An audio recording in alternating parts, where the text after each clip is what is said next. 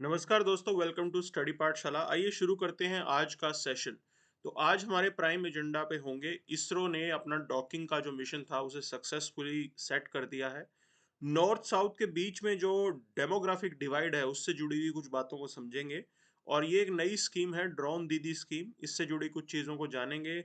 Then there is an editorial on alliance of democracies, और उसके अंदर इंडिया का क्या रोल होगा कि अगर पूरी दुनिया के अंदर अगर डेमोक्रेसीज एक साथ आती हैं तो वहां पे भारत कैसे एक इंपॉर्टेंट रोल प्ले करेगा। एंड देन जजेस के अपॉइंटमेंट से जुड़ी कुछ बातों को जानेंगे, समझेंगे। तो चलिए शुरू करते हैं आज का session and let's see what's there for us. So ISRO ने अपनी दोनों सैटेलाइट्स को सक्सेसफुली डॉक कर दिया है और ये बहुत बड़ी अचीवमेंट मानी जा रही है। Why in the sense, because India के अलावा यहाँ पे रशिया, चाइना और यूनाइटेड स्टेट्स, यही है वो कंट्रीज हैं जिनके पास ये कैपेबिलिटी है। अच्छा, अब इसका बेनिफिट क्या होगा? मान लो फ्यूचर में हम अपना भारतीय अंतरिक्ष स्टेशन वहां पे लगाएंगे, ठीक, और ये हमारा 2028 से शुरू भी हो जाएगा। तो हम इसकी तरफ जाने वाले हैं और एक अपना खुद का स्पेस स्टेशन अब वहां पे रखने वाले हैं। अब उस स्पेस स्टेशन का बेनिफिट क्या होता है? मान लो फ्यूचर में हम मैन्ड मिशन भेजें, तो हमारे साइंटिस्ट पहले अर्थ से उस स्पेस मिशन की तरफ, उस स्पेस स्टेशन के अंदर जाएंगे, और वहां से फिर वो मान लो मून की तरफ जा रहे होंगे, तो वो कंप्लीट किया जा सकेगा। सिर्फ उतना ही नहीं है, मान लो हमें लूनर सैंपल्स को वापस अर्थ पर लेके आना हो, तो वो सैंपल्स कैसे लाए जाएंगे? तो आपका जो जो आपका स्पेस शटल जो है वो मून पे जाएगा, मून से वापस वो फ्लाई करके उस भारतीय अंतरिक्ष स्टेशन तक पहुंचेगा। फिर वहां भारतीय अंतरिक्ष स्टेशन से रिस्पेक्टिवली उन सैंपल्स को अर्थ पर लाया जा सकेगा। तो इस तरीके से ये पूरी प्लानिंग है, और कहीं ना कहीं 2028 के बाद, और एक कट ऑफ डेट बताई जा रही है कि 2031 तक हम अपना भारतीय अंतरिक्ष स्टेशन एस्टेब्लिश कर लेंगे, जिसके अंदर आप 5 डिफरेंट यूनिट्स को भेजेंगे। अब देखिए, डॉकिंग का यही फायदा है कि आप स्पेस में जाके कनेक्ट कर सकते हो। तो ये स्पेस स्टेशन जो बनाया जाएगा, ये एकदम से कंप्लीट नहीं होगा। इसको 5 अलग-अलग समय में जब सैटेलाइट्स के थ्रू हम भेजेंगे, वहां पे कनेक्ट करके आप इसको एक स्टेशन बनाएंगे। तो ये पूरा एक्सपेरिमेंट यहाँ पे सक्सेसफुली हमने अचीव किया है। अब यहाँ पे देखिए जरा, ये 2016 का सवाल है और ये मंगलयान के ऊपर है। तो सवाल ये था कि it is also called Mars orbiter mission, बिल्कुल सही सवाल है ये। फिर ये कह रहा है कि made India the second country to have spacecraft orbit the Mars after US. नहीं, हमसे पहले चाइना भी वहां पे पहुंच चुका है, ठीक है। और थर्ड स्टेटमेंट कह रहा है कि made India the only country to be successful in making it space orbit the Mars in a very first attempt. नहीं, हमसे पहले भी बाकी लोग जो है ये कर चुके हैं। सो ये पूरी जानकारी आपको होनी चाहिए, ठीक है। So only one is the right answer for this. Okay. अब अगले सवाल, अगले यूनिट पे चलते हैं और अखबार उठाते हैं। तो देखिए, सैफ अली खान के ऊपर अटैक हुआ है, ये बड़ी न्यूज़ है। तो कोई भी सेफ नहीं है यहाँ पे, ठीक है ना। तो एक बात आपको समझनी पड़ेगी, इस देश के अंदर इकोनॉमिक इनइक्वालिटी को एड्रेस करना कितना ज़रूरी है। क्योंकि इकोनॉमिक इनइक्वालिटी होगी तो कहीं ना कहीं लोग रूल ऑफ लॉ की भी परवाह नहीं करेंगे। तो और ये वैसा ही कुछ अटेम्प्ट हुआ था, और यहाँ पे सैफ अली खान को नुकसान हुआ है, काफ़ी वो इंजर्ड हुए हैं, और एक बड़ी खबर है ये, ठीक है। अब इसके अलावा आप देखिए यहाँ पे, तो चंद्रबाबू नायडू एक स्टेटमेंट दे रहे हैं। वो कह रहे हैं कि लोकल बॉडीज के अंदर जो इलेक्शंस होते हैं, जिन कैंडिडेट्स के 2 से कम बच्चे हैं उनको वो वहां पे कंटेस्ट नहीं करने देंगे। अब देखो, ये बड़ी चीज है। एक तरफ हम पॉपुलेशन को कंट्रोल करने की बात कर रहे हैं, ठीक, और ये उससे उल्टा जा रहे हैं। तो आप खेल समझो ये ऐसा हो क्यों रहा है। तो main divide is north south divide. Basically हो क्या रहा है, साउथ इज गेटिंग ओल्डर। क्यों? क्योंकि they have controlled their population, उन्होंने अपनी पॉपुलेशन को कंट्रोल कर लिया है।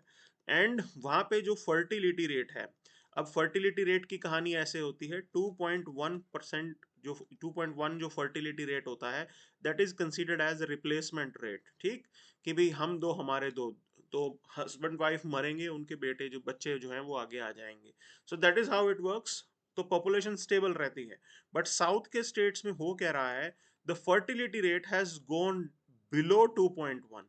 तो वहां पे जब ये फर्टिलिटी रेट कम हो गया है, तो उसका नुकसान ये हो रहा है, एक, ओल्ड एज का नंबर वहां पे इंक्रीज हो रहा है, दूसरा यंगस्टर्स जो हैं, यूथ जो है, उनका नंबर कम हो रहा है। अब इस वजह से आप देखिए ये डेमोग्राफिक प्रोफाइल कैसे चेंज हो रहा है, लोग जो है वो नॉर्थ से साउथ की तरफ जा रहे हैं और ऐसा हो भी रहा है।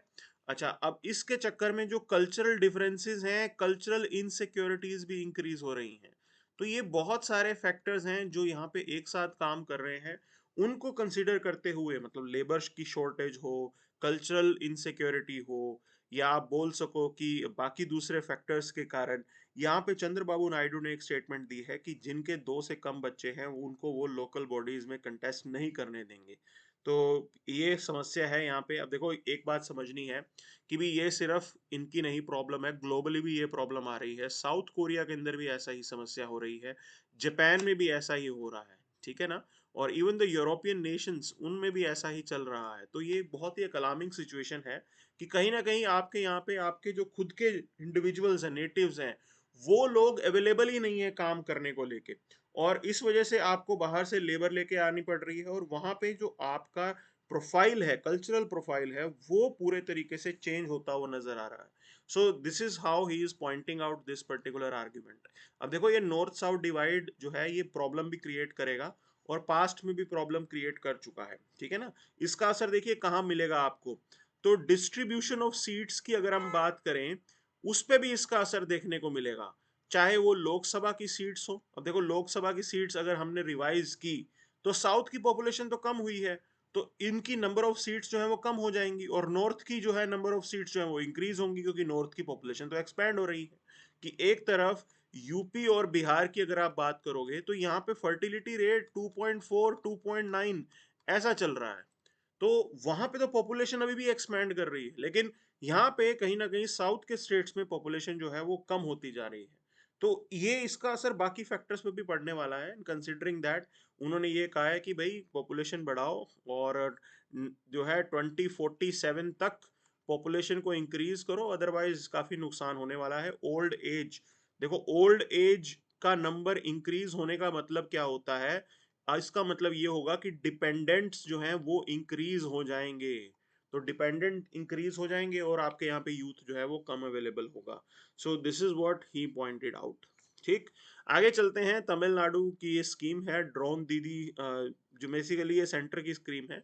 इसके अंदर कर क्या रहे हैं देखिए, सेल्फ हेल्प ग्रुप ऑर्गेनाइजेशंस जिसके अंदर प्राइमरीली वुमेन अच्छे से पार्टिसिपेट करती हैं, उनके थ्रू यहाँ पे पहले ट्रेनिंग दी जाएगी कि ड्रोन को कैसे उड़ाना है, ठीक है।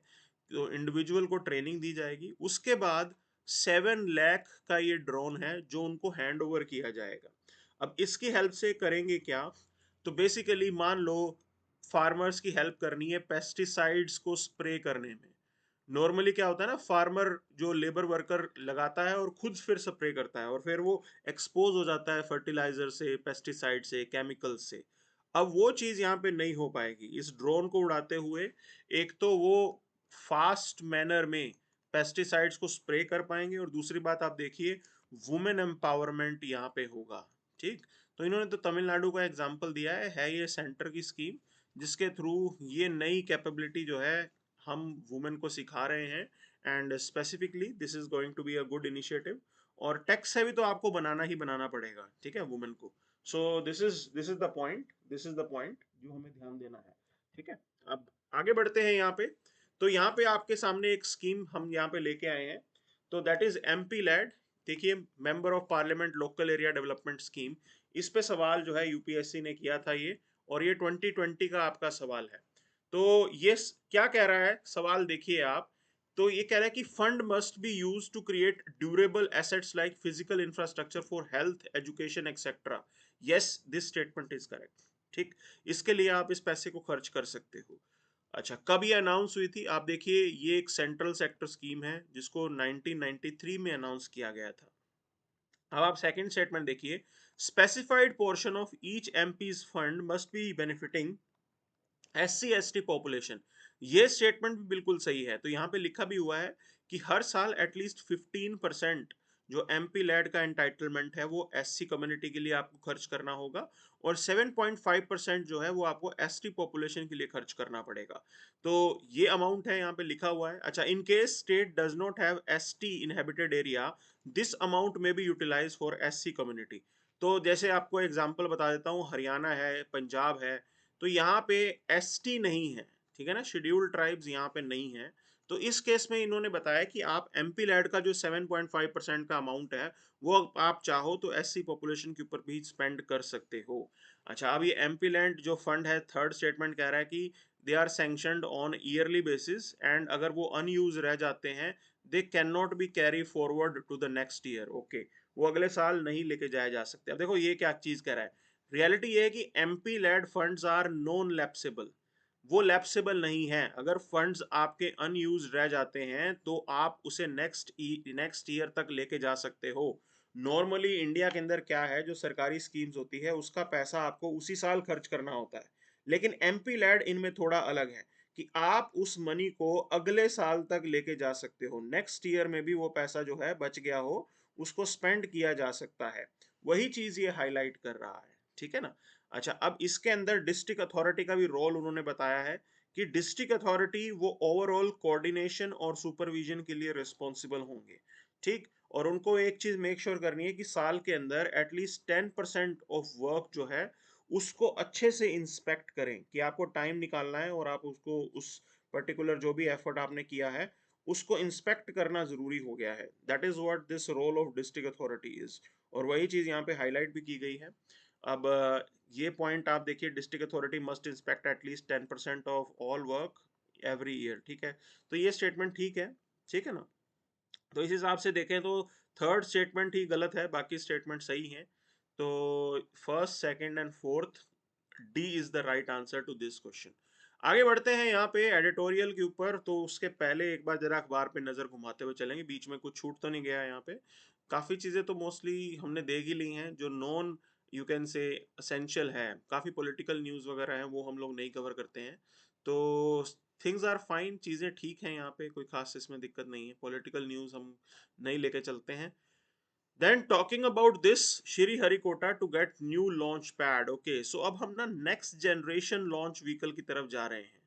तो नेक्स्ट जनरेशन लॉन्च व्हीकल जो हमारा आने वाला है, उसके लिए आपको एक अलग से स्पेस चाहिए। तो ये हम 3,984 करोड़ के अंदर कंस्ट्रक्ट करेंगे, इसको अप्रूवल मिल गया है। एक नया लॉन्च सिस्टम यहाँ पे बनेगा, और आप देखिए यहाँ पे 2031 तक we will be sending with this new generation launch vehicle, और ये बूस्ट करेगा हमारे यहाँ पे जो लॉन्चिंग कैपेबिलिटी है उसको। और फ्यूचर के अंदर अगर आप देखोगे तो इससे बिजनेस को भी अच्छा फायदा होने वाला है। तो ये स्पेस लॉन्च जो है ये एक अच्छा बिजनेस भी है, ठीक है ना। ये छोटी मोटी चीज नहीं है, ये बिजनेस पैसा कमाने का भी एक जरिया है, और इसरो अच्छा खासा पैसा भी कमा के देता है सरकार को। तो from that perspective it's a good move, अच्छा है, आप इन चीजों पे एक्सपैंड कीजिए, पैसा खर्च कीजिए। So that is what the point is. अब आगे बढ़ते हैं एडिटोरियल के ऊपर। तो N alliance of democracies with India at its core.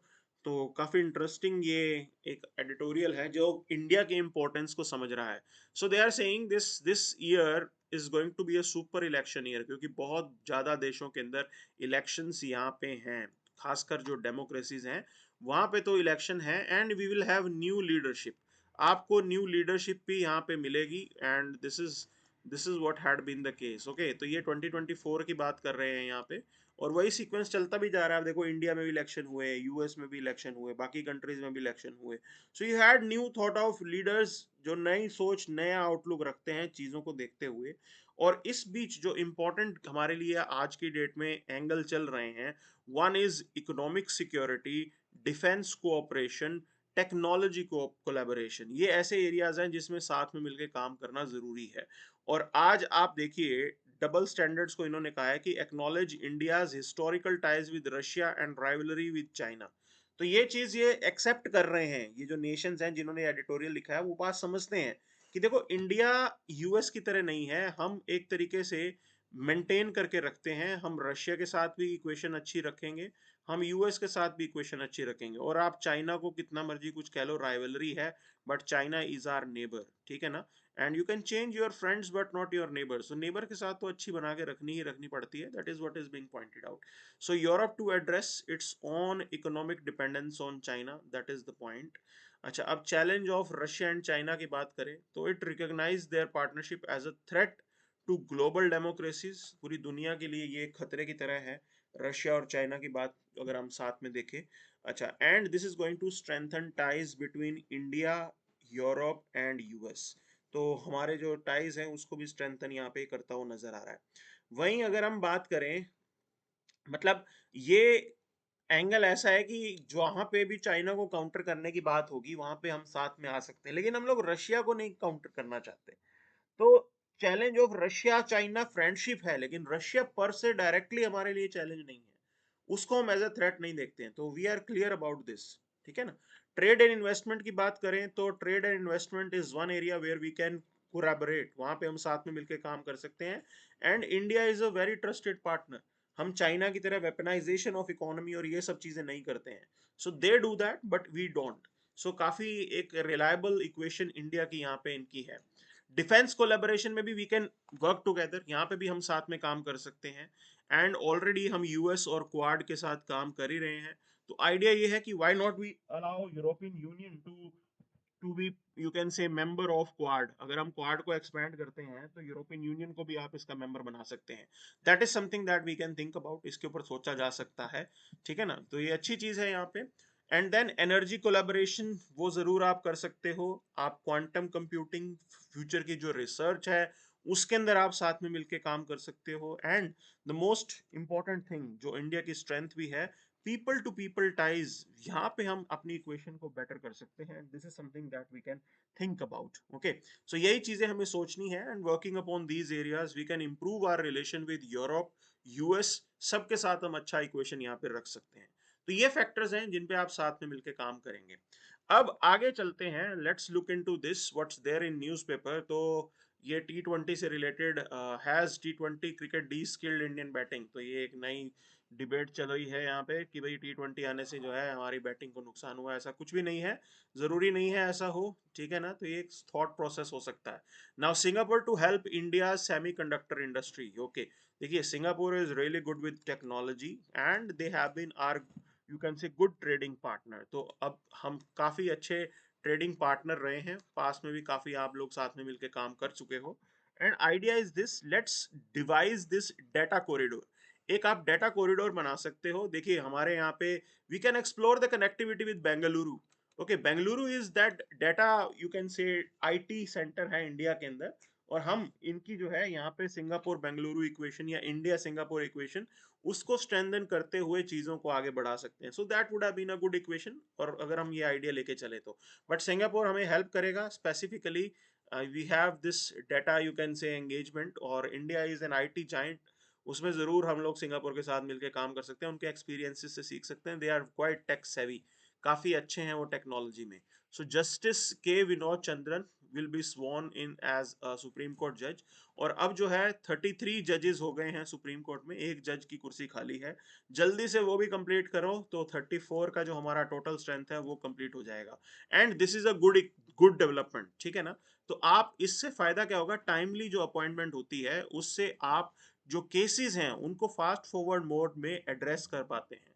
So this is the whole thing. अब देखिए ये जजेस के अपॉइंटमेंट से जुड़ी हुई चीज है, तो इसके पीछे की स्टोरी हमें समझनी पड़ेगी। देखिए नॉर्मली एक कन्वेंशन सा चल रहा था कि भाई सीनियर मोस्ट जो जज होगा, ठीक है, उनको बनाया जाएगा सुप्रीम कोर्ट का चीफ जस्टिस, ठीक। तो ये चल ही रहा था, सीजे बनाया जाएगा। लेकिन हुआ क्या, इंदिरा गांधी ने इसे डिस्टर्ब कर दिया था।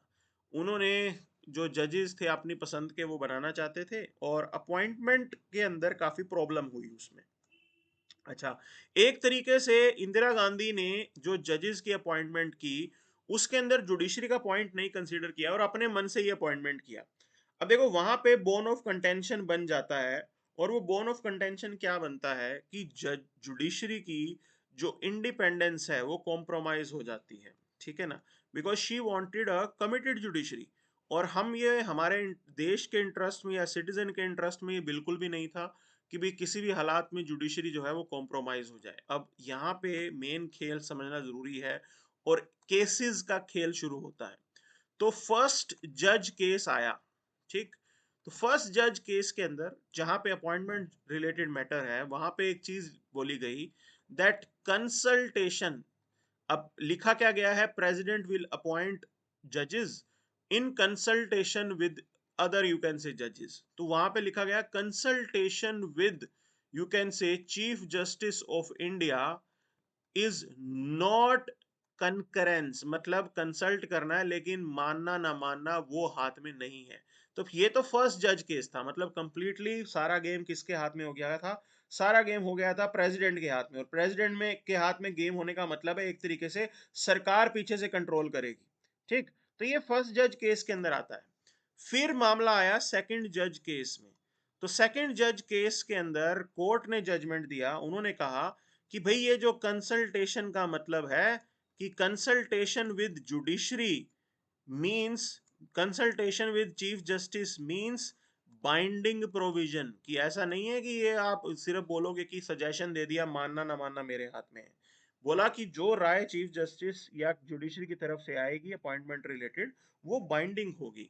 और ये जब बाइंडिंग का प्रोविजन आया यहाँ पे, इसके साथ साथ ये चीज कही गई कि कंकरेंस विद चीफ जस्टिस का मतलब ये नहीं है चीफ जस्टिस अलोन। तो यहाँ पे चीफ जस्टिस होंगे और उनके साथ दो सीनियर मोस्ट जज होंगे, ठीक। इस तरीके से चली कहानी। फिर आता है थर्ड जज केस, ठीक। थर्ड जज केस के अंदर कोर्ट ये कहता है कि भाई अब chief justice plus 4 senior most जजेस। तो ये इस तरीके से आज की डेट में ये 5 मेंबर कोलिजियम एग्जिस्ट करता है। कोलिजियम का मतलब होता है प्लूरल बॉडी।